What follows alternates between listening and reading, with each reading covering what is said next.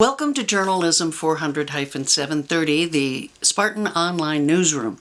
This is the summer session for 2015, and I am Bonnie Bucqueroux, and I am glad to meet you. I think many of you may know me already from one class or another, but this is your capstone class. This is the class that the people in the upper levels at the School of Journalism have an opportunity to put all of the things that they've learned in these last years all together in one place to create some really amazing kinds of multimedia stories, using alternative story forms, figuring out how to make the story sing, doing that extra special polishing that it takes and the extra time that it takes to be able to do a spectacular package of information. Now, this is a demanding and daunting course. There's no time for slacking. Come here, Lemmy. Come here. Sometimes we're going to be interrupted by my little dog Lemmy. Right now he's into the plastic bag. Come here, Lem. We kick off this first week with a real bang, and I wanted to get everybody settled in so that it can seem a little overwhelming when you first open up that folder on D2L and take a look at what is in week one. You say, oh my goodness, what am I in for here? It's a very doable course. The challenge is that you have to start thinking in terms of what are your real strengths. What kinds of things do you do well? Are you the person who loves to write an alternative story form, maybe a very dramatic kind of story, trying to reveal the character and personality of the person that you're writing about? Or you're just fabulous with video, whether it is for broadcast, a broadcast type package, or what I would call YouTube video, which is a different online form. Sometimes it's a snippet, sometimes it is a story with a more documentary feel. Maybe you're a fan of podcasts and you want to be able to put together a podcast for this class because you understand that there are times where telling a story for the ear is different than telling a story for the eye or telling a story for the brain with words, and you want to be able to use those kinds of podcasts to be able, audio techniques to be able to tell that story. Or you're a fantastic photographer. That's your real strong suit. You want to be able to put together a photo gallery or individual images. Whoops, here comes Lem. I will let you see Lem just so you know what I'm up against. Yes, he's going to interrupt 2 or 3 times, but we'll deal with that. Or there's an opportunity for you, if you're a great designer, to be able to put your design skills together for the website we're going to be able to house all of these materials. Opportunities for you to do social media promotion, because if nobody sees your story, then it doesn't matter much. And that means strategizing, working with people to figure out the right tags, the right coding to be able to draw an audience, developing an audience on Facebook and Twitter and on Instagram and on all sorts of new platforms that emerge almost every day that give you an opportunity to get people to see the work that you have done. Now, what you'll see is that I have cut down on some of the time by picking the theme and the opportunity, the sort of overall topic for us that we're going to be working on in this class for these 7 weeks, and that is community and food. Now, I grew up in an ethnic neighborhood, in a Lithuanian neighborhood, where my grandmother had a special kind of bread called babka. She died taking the recipe with her. I'm so sorry that I can't share it with you. I would hold up a piece if I could, but I can't make it because she never shared that recipe with us. Her whole reputation in the community depended on being the person who produced that special bread that she brought to all of the Lithuanian events. And there are still some of those ethnic enclaves around where they are communities still surrounding food, whether it's soul food or Italian food or Thai food. Every culture has its own unique cuisine, and nowadays they're fusing together in interesting new ways. Look at the tremendous success that someone like Anthony Bourdain has made by putting together mini docs where he shows us about people and their food. And there's investigative reporting. You'll see in week 1 that I've given you a link to a video that can be quite startling, and I'm kind of warning you in advance, a trigger warning, that be careful when you watch the video because it can be disturbing to some people. And it's about a drone reporting on a swine farm. I mean, there are good news stories, there are bad news stories, there are investigative stories, there are multimedia stories. There's just so many opportunities, but as long as we focus on the general theme, the general topic of community and food, I think we can generate some fantastic opportunities to do great things in the 7 weeks we have together. The other thing that we're going to have to do is figure out what kinds of things you can do in addition to writing, the story writing part. Can you be a person who helps to contribute to our design? And we have a WordPress site with its theme? Should we change the theme? What kind of graphics can we produce for this? Maybe you are somebody who wants to do more copy editing, help with that. As you'll see, the first thing you should do is go through the syllabus and go through element by element to understand what you're on the hook for. Basically, you're on the hook for 2 major stories, but they have to be full packages that go along with. And to earn the highest grade, you need to earn points from other opportunities, whether it's copy editing, whether it's photography. On occasion, I'll also have videos and I'll have readings and ask you to give me takeaways. You go and you watch the video and then you have to write up at least 3 takeaways from that video. What did you learn from that? And you can earn some points that way. There are many things you're going to have to visit. The first thing that I would tell you is that you're going to need to check this class every day. There's going to be communications in the discussion forum on D2L. There may be emails from me separately. We're going to have a private group on Facebook that you need to check. You really need to check every day, because if you're not part of the conversation, then you're going to get left behind and you're going to be the person emailing me saying, I don't have enough points, what can I do? And it'll be too late, and you don't want that to happen. Now, the one thing I wanted to go through before we take a look at D2L, I'll have a separate sort of tour of D2L for those of you who are not maybe all that familiar with that interface, is I wanted to tell you how to approach doing these stories. And I put together a little outline. I guess maybe I'll even share it up there on D2L. And it starts out by saying that the first thing you really need to worry about is the thinking, you know? I mean, we forget that part, right? Where you have to come up with a great idea. You have to say, that idea, the more I think about it, though, it's not quite right. You have to be willing to abandon that idea and find a new one. I think that's the hardest thing. You get so enamored of something and you're sure it's going to work, and then you find out, well, but I can't get a hold of that person, or they won't talk to me. And so it's very hard to give up and say, nope, got to switch to a new idea, but do the thinking and think it through. Not only what is the story, but how am I going to tell that story? What kind of elements or assets am I going to use to be able to tell that? Is it the emotional part is best told by video? What kinds of video pieces do I need? What kinds of images do I need? What kind of text should it be written in? Is it straightforward, bulleted items, something scanned quickly? Or is this the kind of story where I want to take some extra time and be able to develop character and use descriptive phrases, which we haven't let you use in all those other journalism classes before this?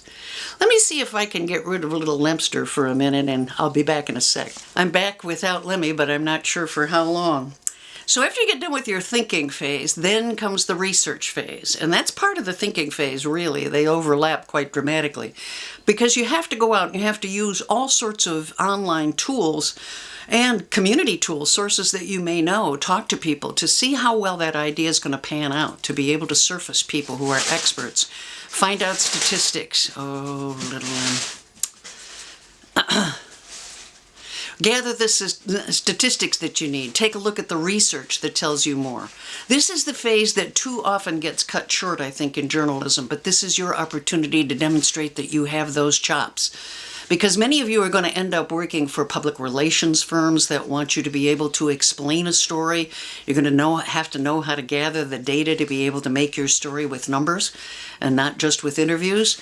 Or maybe you're going to have to figure out some things that from research that you're unfamiliar with, scientific terminology. You need to use scholar.google.com. Take a look at sites like that that can help you. There is a whole section there on how to do research, gathering information for your stories. So you have to ratchet that up a notch for this class. So after you do the thinking and you've started to do your researching, then you really need to figure out what kinds of interviews you're going to do. Who are the experts that you can talk to? They give you some background. Even if you're doing a story, for example, on how people relate to food if they're obese, you're going to have to talk to people who suffer from the problem, but you're also going to want to talk to experts who understand the dynamics. More and more we're learning about how people relate to food. Maybe it's a problem with a food desert in the inner city where people have to go miles and miles to be able to find food for their family, to buy food for their families. Well, you need to find somebody here. We're at MSU, big ag college. Even if you're not in town, you know the university well, and you know we've got a great ag school. And we've got people in sustainable agriculture who might be able to give you some suggestions about the things they're doing to try to improve the opportunities for food stores to move into urban areas so people can be what's called food secure. You don't want to be food secure, which literally means not knowing where your next meal comes from. So you're going to have to set up your interviews. Ideally for this class, you're going to want to do face-to-face interviews because you're going to need that video and that audio for your videos and your podcasts, and also to take some great pictures. If you're going to talk about what today's pork looks like, and you're going to want to go to the swine farm or the student organic farm and show what they're raising out there, you want your camera with you, and you want to be interviewing people on site so that you can gather all those things for the multimedia aspects of your story. Then after that, you're going to have to figure out your outlining and your mapping of your story. Confer with others, collaborate. Part of this class is on team building. You want to be able to figure out, okay, this is the piece I'm going to tell in this photo gallery. This is the piece I'm telling in video. This is the piece in a chart. This is the infographic I need somebody to make. Because remember, for the first time, you're not going to be producing all these pieces yourself. People will be coming at you if you've got a great story idea saying, can I do a chart for you? Or you're going to have to reach out to them and say, I've got this data. How should I express it? Well, how would it look great? You tell me. You're the person who's the expert. So that's what you need to do first off in this week is go into the discussion forum. You know, I had sent an email earlier. I didn't get a great response asking people what their strengths are. But go into the discussion forum. Tell us what you're good at. Help to get that dialogue started about what can you do for another story that isn't your story, the one you're not writing the text piece for, because you're going to need to earn some extra points to get that good grade. So map out the stories, outline the main points, figure out what you're going to do with them, and then comes the part where you actually go out and create them. You've got to take the pictures, you've got to edit the video, shoot and edit the video, do all of the things to be able to create those assets. Then you're going to have to share the assets and have others critique them and make them better and revise them and revise them. Remember, the best writing is rewriting. Well, the best photo editing is not showing the mistakes, and the best video is the one that, you know, gets shorter and shorter because you understand that it takes more, and it's what you leave out that's as important as what you put in. Then you go through that editing and revising phase, and then you go through the posting. We have our own website. I'm hoping those of you who have an inclination to web and design will be able to join us there and do great things for us. Then we also have the social media marketing and promotion. We need people who will go out and do the Twitter feeds for us and start establishing an audience and figure out places that they might be able to get to co-post. Excuse me. Take one of our stories and repost it there, elsewhere. Now, the goal with this class also is to produce material that you are proud enough of that it could be entered in a contest. That always looks great on the resume. But if nothing else, in the first week, you're going to be building the draft of your portfolio site. Some of you have already started doing so, but now is the time to kick it up to another level, to a truly professional level. There are segments in here that are videos on how to do a portfolio, examples of excellence, tips on doing a great portfolio. This first week you have to take the work you've already done for some of your other classes that you're proud of and edit it down. Don't show everybody everything. You know, a good friend of mine who was a photographer at the Geographic always said, you know, the smartest thing in the world is the photos you don't show. It's because you only show your best and you winnow it way down. That's what you want to do. And hopefully what will happen is in this class, you'll be able to produce some things that belong in that portfolio because they're so stunning. They're so wonderful. Keep in mind, I'm really happy that we're doing community and food in the summer because you're going to get some great photos out there. Food is growing. There are tomato plants. There are farmers markets. There are CSAs. There are all sorts of wonderful things where you can get the illustrations for stories. People can go out and shoot some great things that are going to help illustrate our stories. Now, the other thing we have to do in this first week is divide up into roughly 2 teams, and that'll help you communicate with each other so that as you produce a package, you know, ideally you'll have maybe a person functioning as a quasi-editor for one team who will help organize some of the material and pitch in with me to keep the projects on track. Then what I'm going to do is I'm going to want you to go now because we're going to go to the part that says Part 2, which is the welcome video, and it's the tour of D2L. For those of you who may not be completely familiar with D2L, it'll give you an opportunity to know exactly how to use it in the online course.